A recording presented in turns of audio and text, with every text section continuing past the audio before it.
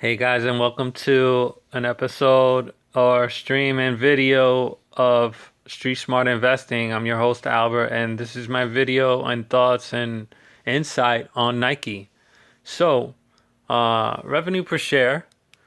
Nike is this was Sunday actually, because originally I was gonna release the video on Sunday, but apparently I got delayed, and I wanted to add more info, which was here and up here. So. I'm gonna talk about this first. So this was Sunday on February 8th, 2020, and the share was actually $99.44 per share.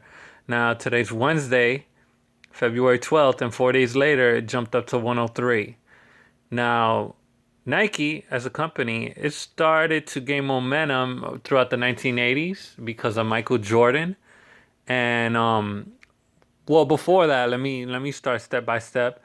Uh, when they were in Japan and looking for a logo and looking for a manufacturer.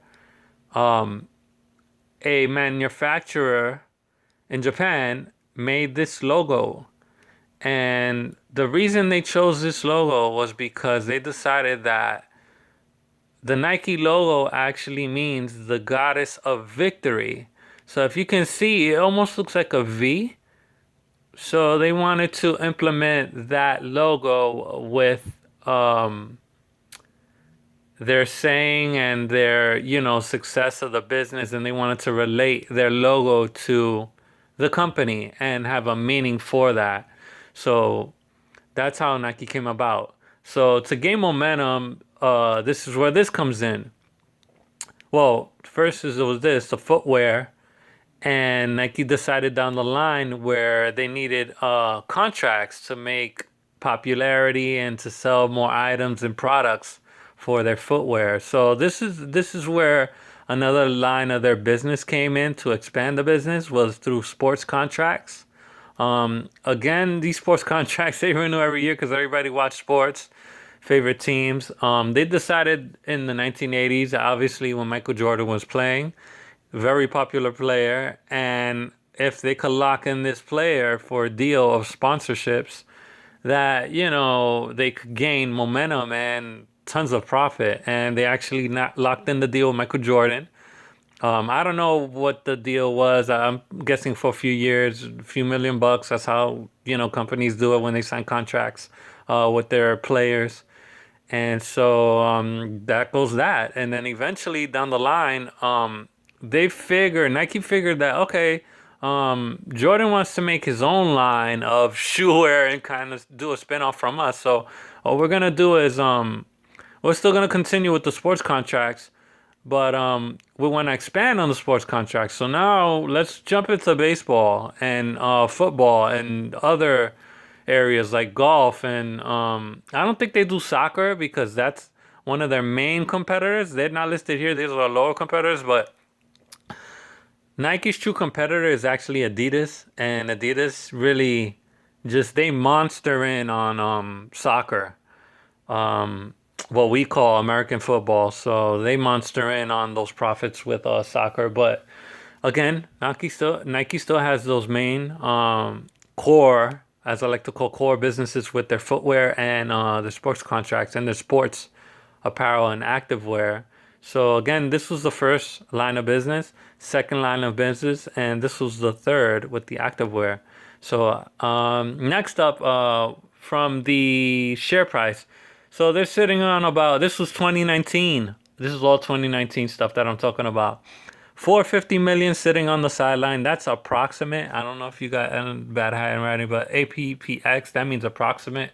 But it's pretty accurate. I mean, if you want the other digits after that, I don't know what they are. I forgot what they are. I just want to shorten it and hyphenate it, but this is the number, and it's pretty accurate. Revenue 39 billion. Net is 4.8 billion. Other companies, lower competitors, are Waco Group, Rocky Brands, Steve Madden, and Caleres. I've heard of Steve Madden, but I don't purchase any of these. I think I might look into these companies, not to buy them, but just to review them. Maybe I can do another video. That's all, just to review them and see if they're actually profitable, and see how that goes. Um, so yeah, along these three businesses, they decided to go with belts and do instead of just sporty looking stuff, they actually wanted to do just accessories and equipment like Nike bags and golf bags and then belts and socks and all that. So, Nike has come a long way. And again, they have a strong line of business. And this is the latest line of business that they have. This one is the women's apparel. This is their latest line of, I don't want to say line of business, but I can't really say it any other way. An expansion of their business, as I like to say. So aside from that, their market cap is 154 point. That's an eight actually, so 0.87 billion. They have a very strong balance sheet. As you can see, the reason I say that is because their assets are double, almost double than the liabilities. So if you were to multiply the liabilities, they can definitely cover that. That's an actual 23.72 billion. Again, that's from 2019, and the liabilities 14.68 billion. So again, if you were to double this, that would be 28. Well, okay, round that off to 15 and 30. Well, yeah, it's close to double. 14 and 14 is 28. So it's a really solid balance sheet. Uh, Profit earnings 34.4. I would say that's slightly high for a company that I usually do like to invest in. That's just me. But the normal is usually 15 through 20. That actually says 15 through 20 is normal. That's what it says. I see Nike as a growth company. And the reason I say that, the dividend yield to me, that's just really low. I couldn't fit it in there, but normal to me would be close to 3, a 2.5 to a 3%. Dividend yield, that's usually what I like to go for. That's just me. I think 1 is too low. 2 is it's getting there, and 3% or around that range, it's pretty good for me actually. And I think maybe for some other people as well. Their debt to asset, which is pretty much their debt consolidation, they have 64. So this is actually not too bad. Not all debt is bad debt. Some debt can be where they actually purchased another business or another line of business. Um, I haven't got the whole knowledge of what's going on here, but the numbers that I have come up with is 64%. To me, that's a little too high. I would like to get a range of 50% or less. That way I know that they're not fully, responsible, that it's bad debt, pretty much. But again, Nike seems to be doing really good. And again, they're trying to expand on women's apparel. And another one that I failed to mention was actually, let me see if I can write it here. It is, okay, technology. So this is what I want to talk about for the last 2 minutes. Tech. Um, Nike has come out with technology on their shoes. It is called the Nike Adapt. I don't know. I'm not sure. I know it's going to release this year.